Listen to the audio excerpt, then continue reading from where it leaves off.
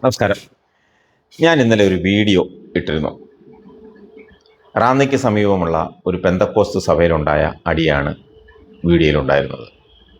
ആ വീഡിയോ വന്നതിന് ശേഷം ഒന്ന് രണ്ട് പേര് എന്നെ വിളിച്ചിരുന്നു.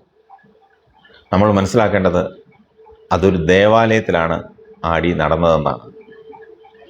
ഒരിക്കലും നടക്കാൻ പാടില്ലാത്ത കാര്യം. ഇങ്ങനെയൊക്കെ ഉണ്ടാകാതിരിക്കാൻ ആദ്യം ശ്രദ്ധിക്കണം. കാരണം എന്തു തന്നെ ആയിക്കോട്ടെ, അടിയും തല്ലുമൊക്കെ സഭയ്ക്ക് വെളിയിലാകണം. ദൈവത്തിൻ്റെ ആലയമാണ് ദേവാലയം. പൊതുവെ പെന്തക്കോസ്തുകാരെ കുറിച്ച് കുറേ കാലമായി നല്ലതല്ലാത്ത വാർത്തകളാണ് പ്രചരിക്കുന്നത്. ഒന്നാമതേ, പെന്തക്കോസ്ത് ആത്മീയ രംഗത്ത് പോക്കറ്റടിക്കാർ വർദ്ധിക്കുന്നുവെന്ന ചിന്ത സമൂഹത്തിലുണ്ട്. സാധാരണക്കാരായ വിശ്വാസികളെയും ദൈവദാസന്മാരെയും സാമ്പത്തികമായി ചൂഷണം നടത്തുന്ന നേതൃനിരകൾ, അതിനിടയിൽപ്പെട്ട് ചക്രശ്വാസം വലിക്കുന്ന പാവം ദൈവദാസന്മാരിൽ പലരും ഇന്ന് ആത്മഹത്യ മുനമ്പിലാണ്. തങ്ങൾ മുഖാന്തരം ദൈവനാമം ദുഷിക്കപ്പെടാൻ താല്പര്യമില്ലാത്ത ഒട്ടേറെ ദൈവദാസന്മാർ നമുക്കിടയിലുണ്ട്. ദൈവദാസന്മാരിൽ പലരും അവർ നിൽക്കുന്ന പ്രസ്ഥാനങ്ങൾ കൊണ്ട് ഭൗതികമായി രക്ഷപ്പെട്ടവരാണ്. എന്നാൽ അരനൂറ്റാണ്ടിലധികം സുവിശേഷീകരണ രംഗത്ത് നിൽക്കുന്ന പ്രസ്ഥാനങ്ങളിൽ നേതൃത്വം മാത്രം ഭൗതികമായി വളർന്നിട്ടുള്ളതായാണ് നമുക്ക് കാണാൻ കഴിയുന്നത്. തൊട്ടതിനും പിടിച്ചതിനുമെല്ലാം സാമ്പത്തികമായി ചൂഷണം ചെയ്യുന്ന ന്യൂജൻ സുവിശേഷകരുടെ ധനശേഖരണം അത് സുതാര്യമാക്കേണ്ടിയിരിക്കുന്നു. സർക്കാർ കണക്കിൽപ്പെടാത്ത ലക്ഷക്കണക്കിന് രൂപയുടെ തിരിമറികൾ ഇവർ നടത്തുന്നു. അടുത്തിടെ ഒരു ന്യൂജൻ സുവിശേഷകൻ വിശ്വാസികളോട് ആവശ്യപ്പെട്ട തുക കൃത്യസമയത്ത് കിട്ടാത്തതുകൊണ്ട് ബ്ലേഡുകാരെ കടത്തിവെട്ടി ഇരട്ടി പലിശ ഉൾപ്പെടെ തൻ്റെ അണികളിൽ നിന്ന് പിഴിഞ്ഞെടുത്തു.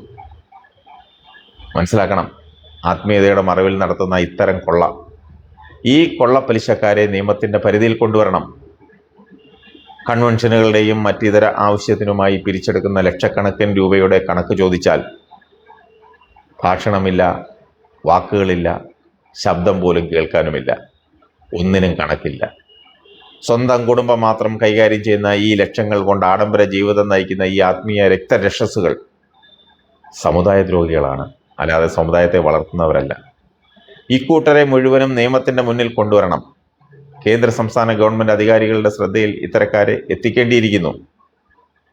വർഷങ്ങളായി കത്രുവേലയിൽ ആയിരിക്കുന്ന നൂറുകണക്കിന് ദൈവദാസന്മാർ, പ്രസ്ഥാനങ്ങളുടെ വളർച്ചയിൽ നിസ്വാർത്ഥ സേവനം ചെയ്തവർ ഇന്ന് അവജ്ഞയുടെ ചവറ്റുകൊട്ടയിൽ വലിച്ചെറിയപ്പെടുന്ന സാഹചര്യമാണുള്ളത്.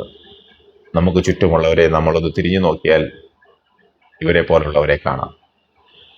രോഗികളും ക്ഷീണിതരുമായ അവരെ കാണുവാനോ ഒരു നേരത്തെ മരുന്നിനുള്ള കാശ് പോലും കൊടുക്കാനോ ഇക്കൂട്ടരാരും മെനക്കെടാറില്ല. പല സുവിശേഷകരും സ്വന്തം പ്രസ്ഥാനത്തിന് സ്ഥലവും കെട്ടിടവും ഒക്കെ ദാനമായി കൊടുത്തിട്ടുള്ള ആളുകളെ നമുക്കറിയാം. ഇങ്ങനെ സ്ഥലവും കെട്ടിടവും ദാനം കൊടുത്ത ഒരു പാസ്റ്റർ 1 രൂപ പോലും സഹായമായി സഭാ നേതൃത്വത്തിൽ നിന്നും ഇന്നുവരെ വാങ്ങിയിട്ടില്ല. അങ്ങനെയുള്ള ഒരു പാസ്റ്ററെ എനിക്കറിയാം.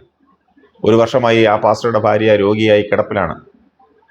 പോയ വഴിക്ക് പോലും പ്രസ്ഥാനത്തിൻ്റെ നേതാക്കന്മാർ എത്തി നോക്കിയിട്ടില്ല. 4 പേരറിയും വിധം ശുശ്രൂഷയിൽ പ്രോത്സാഹനം കൊടുത്തിട്ടുമില്ല. അതിലൊന്നും പരാതിയോ പരിഭവമോ കാണിക്കാത്ത ആ പാസ്റ്ററൊക്കെ സമൂഹത്തിന്, പ്രത്യേകിച്ച് പെന്തക്കോസ്ത് സമൂഹത്തിന് മാതൃകയാണ്.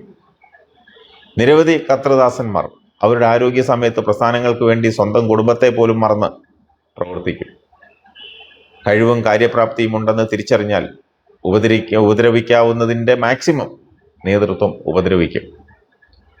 കുടുംബ ട്രസ്റ്റുകൾ ഉണ്ടാക്കി സർക്കാരിനെയും അതുപോലെ പാവം പിടിച്ച വിശ്വാസികളെയും പറ്റിച്ച് ആർഭാട ജീവിതം നയിക്കുന്ന ഇതുപോലെയുള്ള ഉടായ്പകൾ ഇനിയും അധികകാലം ഉണ്ടാകുമെന്ന് തോന്നുന്നില്ല.